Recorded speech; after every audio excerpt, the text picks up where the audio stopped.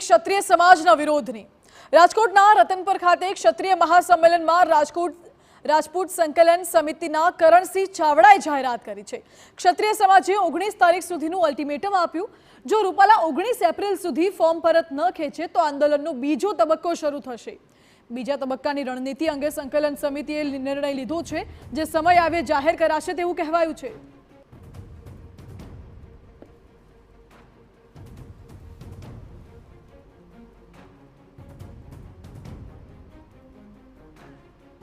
ભારતીય જનતા પાર્ટીના હાઈકમાન્ડને કહેવા માંગુ છું કે હવે પાર્ટ 1 પૂરો થયો અને અમે દડો ફેંક્યો તમારા ખોળામાં, બરોબર છે ને?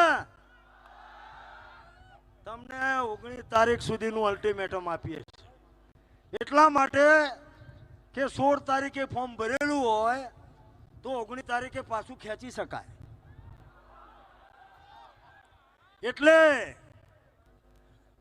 આટલો બધો મોટો સમાજ અને ભારતીય જનતા પાર્ટીનું પાછું સૂત્ર છે કે વ્યક્તિ છે દલ બડા ઓર દલ સે બડા દેશ।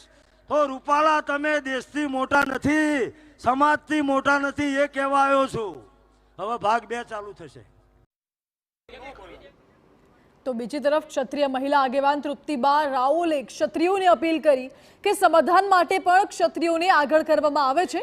તો બીજી તરફ ક્ષત્રિય આગેવાનોએ કાયદામાં રહીને લડત લડવાની પણ અપીલ કરાઈ।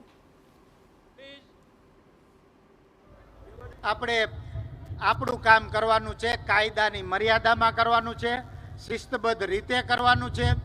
જે કોઈ પ્રોગ્રામો જિલ્લા લેવલે, તાલુકા લેવલે આ બધું સ્વયંભૂ ચાલે છે।